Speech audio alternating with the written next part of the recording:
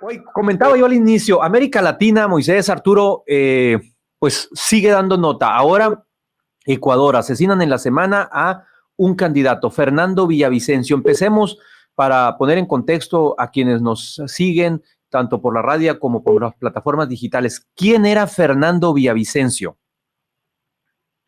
Sí, en efecto, Jesús Moisés, pues Villavicencio no era uno de los punteros, según las encuestas, para ganar la primera vuelta electoral, que va a ser dentro de 8 días, de mañana en 8, en Ecuador.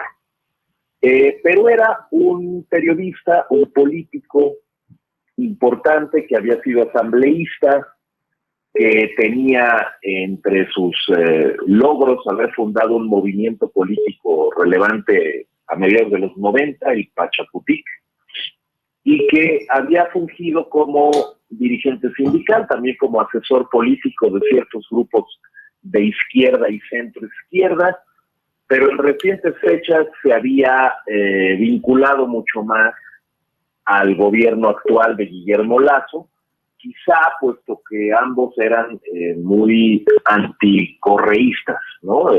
La tendencia política de izquierda previa al gobierno de Lenín Moreno, el gobierno de Rafael Correa. Los dos, tanto él como el presidente Lasso, pues eran enemigos, adversarios políticos de Correa. Él había sido, desde luego, muy vocal en su denuncia contra la corrupción, contra la incorporación del crimen organizado a la política y especialmente contra el narcotráfico, pero también contra otras actividades que estaban teniendo flejo en la agenda pública de los últimos años, la minería ilegal, por ejemplo. Parece que esto que acaba de suceder hace unos días, pues tiene que ver con esta denuncia y con estas propuestas de mano dura que estaba tratando de formular Fernando Villavicencio en su campaña. Él ofrecía la militarización de las aduanas, por ejemplo, ofrecía medidas de mano dura en las cárceles ecuatorianas y pues se mostraba como un admirador, entre tantos otros, de la política de seguridad de Nayib Bukele en El Salvador. Sabemos todos que en El Salvador hay estas megacárceles, que es un país que ha invertido muchísimo en la videovigilancia y que en los últimos meses pues, metió a la cárcel a la gran mayoría de los integrantes de las maras, a costa, por supuesto, de una violación masiva de los derechos humanos, pero es verdad que en muchos países esto ha generado admiración. Y es el caso de Villavicencio, quien pues termina asesinado poquito antes del debate presidencial. El debate presidencial es mañana. Y esto pone, desde luego, en jaque a una democracia que está sufriendo los embates de una inseguridad creciente que es Ecuador, ¿no? Moisés, ¿cómo viste el asunto de Ecuador? Pues mira, hay que registrar también que Ecuador se ha convertido en un país ya no solo de trasiego de droga, así es, sino como un hub de almacenamiento, de procesamiento y de distribución a Estados Unidos, a Europa y a otras partes. Eso, bueno, pues ha incrementado de manera sustancial pues la incorporación de cárteles no solo locales, sino de cárteles internacionales. Inclusive se habla de la mafia albanesa, inclusive con presencia en Ecuador. Eso se ha venido recrudeciendo y se ha venido dando de unos años para acá. Y por supuesto que, como lo dice el doctor Duplancher, el endurecimiento de las medidas o la propuesta y la creciente presencia del candidato, bueno, pues lo que hizo fue recrudecer el escenario. Hay que también reconocer que hay, si de carpetas de investigación se trata, pues muchos presuntos implicados o muchas líneas de investigación, no solo esta a la que me estoy refiriendo, sino como también lo dijo Arturo, pues el tema de la minería y el tema inclusive del gobierno actual, que es foco de ese tema, ¿no? Arturo, en sus denuncias y luego del atentado y el asesinato de Villavicencio, sale a relucir, sale a la luz pública el cártel de Sinaloa. Sí. Tenía denuncias, Sí, tenía él amenazas del cártel de Sinaloa. ¿Cuál es el papel del cártel de Sinaloa en Ecuador? Sí, efectivamente, pues mira, por lo menos desde hace 10 años, si no es que un poquito más, sí, Ecuador había venido pidiendo a México ayuda contra los cárteles de la droga, a quienes responsabiliza de una violencia creciente en ese país. Y efectivamente hay por lo menos dos que son muy reconocidos en la prensa y en la discusión pública. Uno de ellos, el que reivindica el asesinato, que se llama Los Lobos, que pues se considera que es el segundo grupo delictivo más grande en Ecuador, que además ha crecido muchísimo en los últimos años, y que se dedica justamente a esto, al narcotráfico y a la minería ilegal, ¿no? Y este grupo tiene vasos comunicantes muy importantes con el cártel Jalisco Nueva Generación. Okay. Es cierto lo que dice, lo que comenta Moisés, o sea, hay una competencia continua por el control de las prisiones en Ecuador, por ser el enlace del crimen organizado entre México y Colombia. La situación geográfica de Ecuador es muy impresionante, puesto que tiene estos puertos. Y luego Arturo, me gustaría que, por favor, podamos hacer una breve pausa y hagamos énfasis al regreso en esa parte, que es clave, me parece. La ubicación, la posición geográfica que ocupa Ecuador. Tenemos que hacer la pausa de los 15 minutos. ¿Me aguantan y regresamos? Claro. Gracias. Hacemos una pausa y estamos en contexto. Estoy platicando con Arturo Magaña de Duplancher y con Moisés Gómez Reina. Ya volvemos. Arturo, te interrumpía, perdón, por el corte, y hablábamos de un poco para entender las denuncias de Villavicencio y para entender el coctelito en el que se convirtió Ecuador. Su posición geográfica es muy importante. ¿Por qué? Sí, totalmente. Mira, pues es un país que había mantenido cierta tranquilidad y cierta paz hasta que descubrió que estaba en medio de los dos grandes productores de hoja de coca en Sudamérica y el mundo, que son Colombia y Perú, y que además el crimen organizado lo vio como una plataforma logística magnífica por sus puertos y su vinculación al gran mercado mundial de consumidores de Estados Unidos, pero a través de México.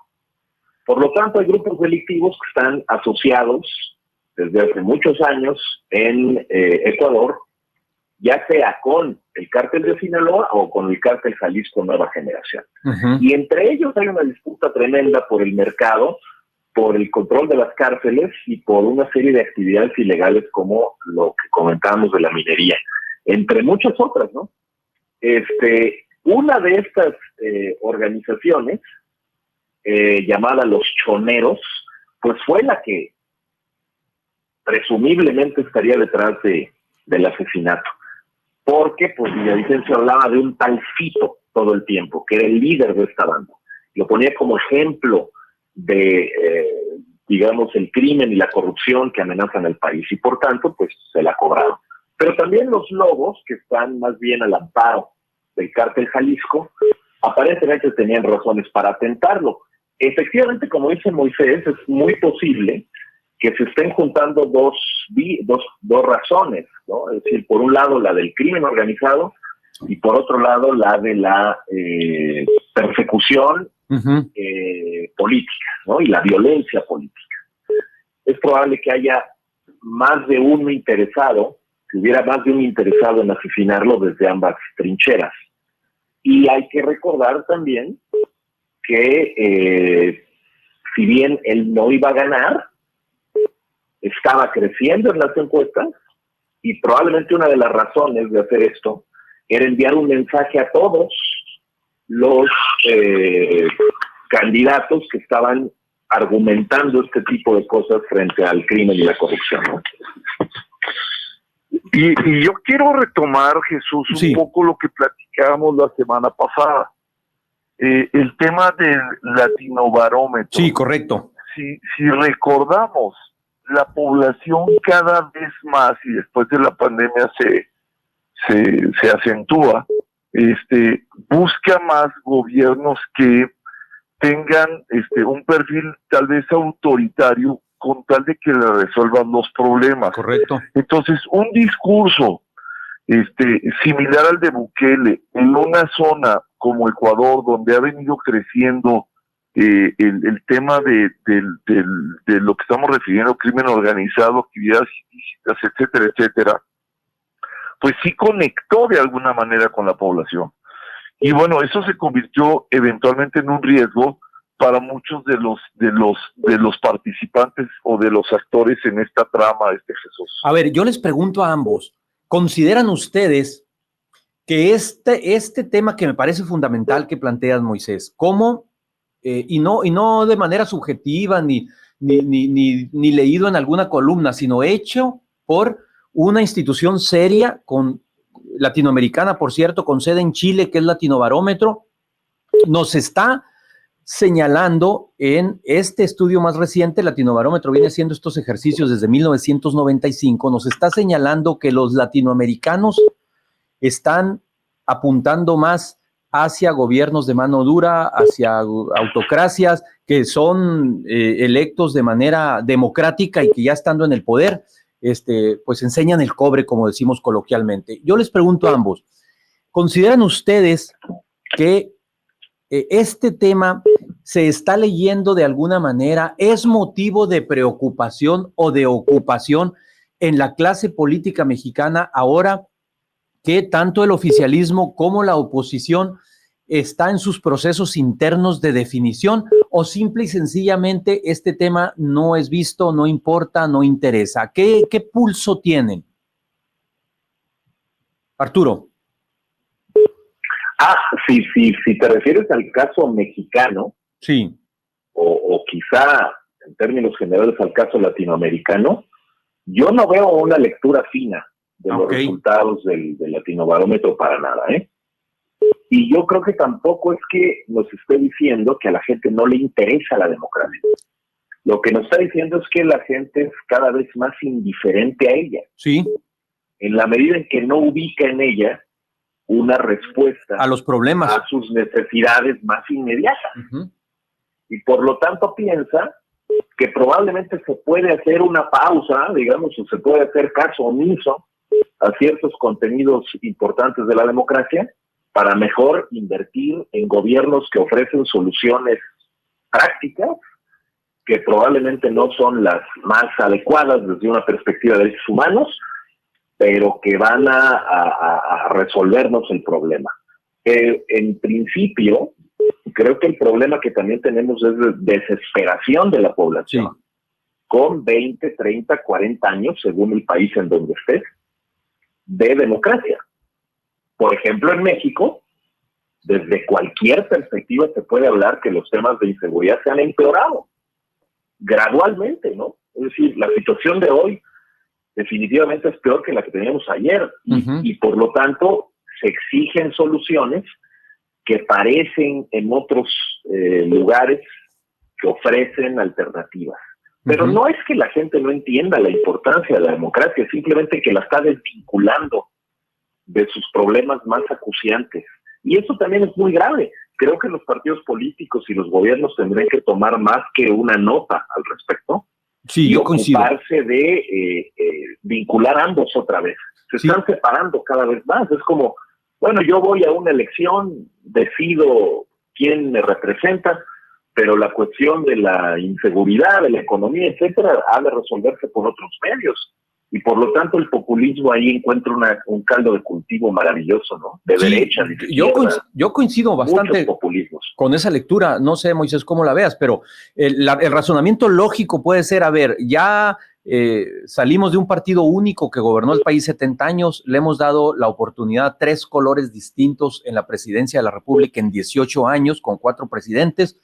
y la inseguridad lejos de disminuir aumenta, la corrupción lejos de disminuir, ahí está presente, aumenta, el ingreso no se distribuye mejor y una infinidad de problemas. ¿Tú cómo la ves, Moisés? ¿Están leyendo la clase política mexicana estas advertencias de o desinterés, como bien señala Arturo, que es una buena parte de lo que arroja Latinobarómetro, o de preferencia por los gobiernos un poco más autoritarios por otro lado? Sí, bueno, pero yo creo que lo que apunta Arturo es muy correcto, porque déjame tomar un poco la referencia del informe de Coneval de esta semana, el tema de la pobreza. Pues ayer vimos en la mañana un despliegue propagandístico que usualmente no te creo. utiliza el presidente, pues para con bombo y platillo celebrar que hay una reducción de la pobreza, lo cual es cierto en términos prácticos, hay una reducción de la pobreza, sobre todo del 2018, aunque se incrementó al 2020, pues sí, en el comparativo 2018-2022 sí lo hay. Pero también hay un incremento de las carencias sociales, es decir, la gente está dejando de tener servicios de salud, tuvo que acudir a los servicios privados de salud, y hay una descomposición importante. La gente lo siente en el bolsillo, porque ya sabe que aunque haya aumentado el salario mínimo, pues la verdad es que no le alcanza, porque los niveles de inflación lo dejaron fuera de combate para tener la posibilidad de adquirir con lo mismo que adquiría hace algunos años o en un pasado muy reciente lo que hoy limitadamente adquiere. Y también en el tema de la seguridad, ¿cuál es el planteamiento? Pues son planteamientos políticos inmediatistas. Sí. Es decir, los gobiernos en el poder, y lo podemos hacer referencia, tú hablas de que los diferentes colores. El problema es que muchas de las gentes que estaban en un color en el pasado están en un color diferente en el presente, y entonces se ha convertido ya en una mezcla inclusive de posiciones ideológicas que se confunden. Yo creo que el tema tiene que ver con el fortalecimiento de las instituciones, del Estado de Derecho, y sobre todo los planteamientos más de largo plazo, es decir, la seguridad, la mejora del poder adquisitivo, o el tema de la educación también llevado y traído esta semana, sí, pues no se van a solucionar de un plumazo con buenas intenciones, sino tiene que ver con programas en donde la ciudadanía esté más involucrada. Y en ese sentido me parece que el tema de la democracia o el tema de la participación ciudadana tiene un esquema importante, Jesús. Muy bien. Arturo, se nos quedó lamentablemente en el tintero el asunto de las negociaciones de paz en Ucrania y en Saudi Arabia, que me hubiera gustado mucho tratarlo. Sé que es un tema que va a seguir, si te parece, lo dejamos en el tintero, a ver si lo podemos abordar en la próxima semana. Seguro, claro que sí, es un tema en desarrollo, así que tendremos mucha información. ¿Dónde te podemos seguir? ¿Dónde te podemos leer, Arturo? Gracias a @globalística, @Duplancher, ahí nos escribimos, nos leemos. Y alguna recomendación de ópera también para el fin de semana, por favor, ahí vamos a estar pendientes en tus redes. Sí, como no hay temporada ahorita en el Metropolitan de Nueva York, pero hay en otras, en la Royal Opera House de Londres, por ejemplo, hay streaming muy bueno. Ándale, por ejemplo. Te agradezco mucho, Arturo, como siempre, tu generosidad para ponerle la mirada al contexto internacional.